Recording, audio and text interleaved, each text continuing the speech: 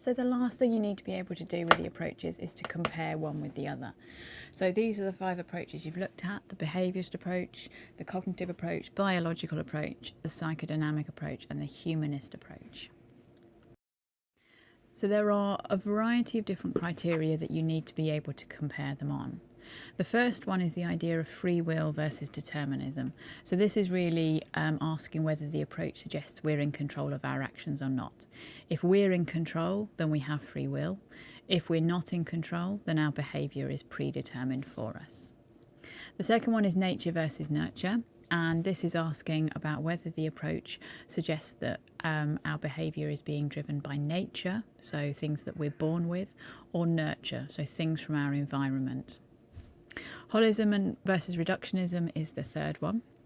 So does the approach focus on reducing behaviour down to its component parts, i.e. it's reductionist, or does it take into account lots of different components and try and link them together to create a picture of the whole?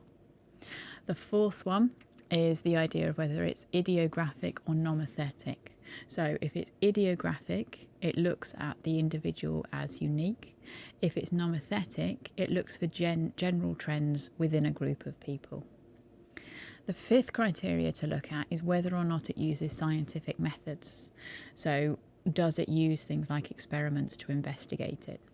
And the last one is about whether the approach extrapolates from animal research. So that is, does it carry out research on animals and then apply those findings to human behaviour? So what you need to do for next lesson is to draw a scale in your books for each of those different criteria.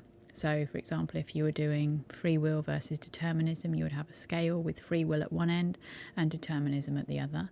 And then along that scale, you would mark where you think each of the 5 approaches go. So if you think the approach is based entirely on free will, you'd put it at the free will end. If you think it's entirely suggesting that our behaviour is predetermined, you would put that approach at the deterministic end.